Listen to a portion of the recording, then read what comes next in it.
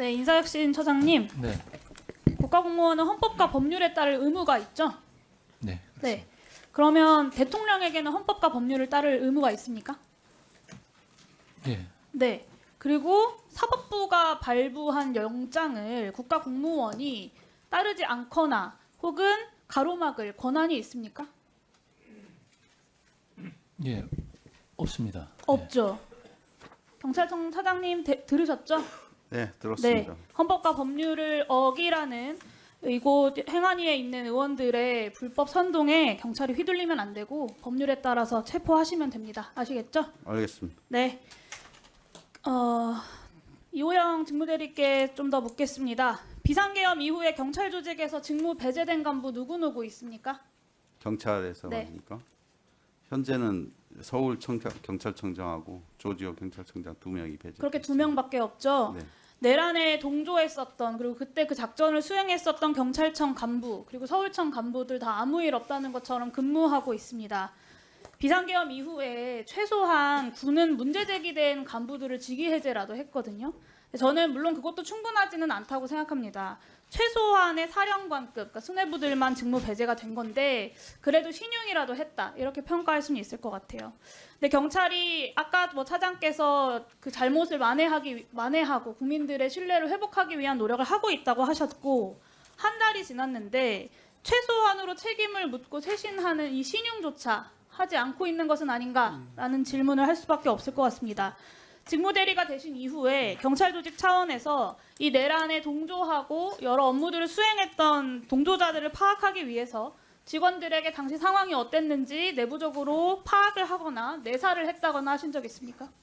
아직 현재는 없고요. 수사 그렇죠. 결과에 따라서 조치할 예정입니다. 수사 결과에 따라서 조치하는 것이 아니라 그날 당시의 상황에 대해서 경찰청장 직무대리님께서 적극적으로 파악하고 국민들의 의구심과 불안이 남아있는 영역에 대해서는 해소를 해주셔야죠.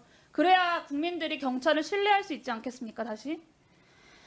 조지호, 김봉식 2명 청장이 이곳 국회에 와서 뻔뻔하게 거짓말을 하다가 결국에 구속이 되었고 그 과정에서의 여러 거짓말들이 밝혀졌습니다.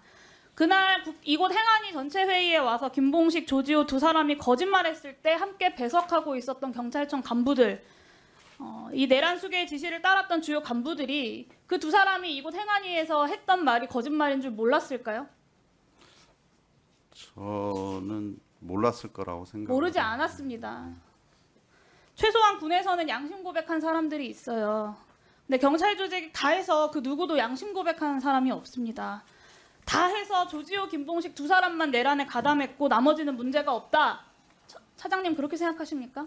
반드시 그렇다고 생각은 않고 있고요. 지금 수사가 지금 약간 참고인 조사 위주로 거의 다 받은 걸로 알고 있고요. 곧 결과가 나올 걸로 생각하고 있습니다. 군에서는 네. 형사적 절차가 마무리돼서 직무해제했습니까? 저희들은 그렇지 이제 않습니다. 네. PPT 좀 띄워주세요. 12월 3일 서울경찰청 출입 내역이에요. 경비부장, 정보부장, 수사부장, 공공안녕차장까지 우연히도 계엄 선포 전에 서울청에 퇴근 이후에 복귀를 합니다. 이호영 차장님께서 12월 3일 밤에 몇 시에 청사에 도착하셨는지 기억하십니까?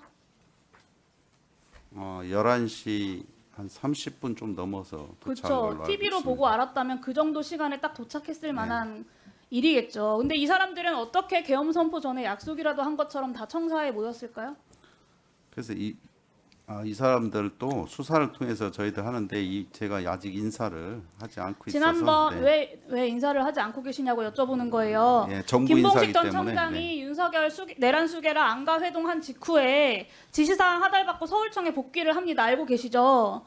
그리고 이런 사람들이 청에 복귀를 해요. 사실상 계엄에 필요한 계통들을 모조리 소집했다라고 봐야 하는 거 아닙니까? 지난번에 이곳 행안위 12월 13일 회의에서 주진우 경비부장이 7시 40분에 경찰청장 전화 받고 청에 복귀했다라고 이야기했어요. 그리고 그렇게 복귀한 사람들이 있는 겁니다.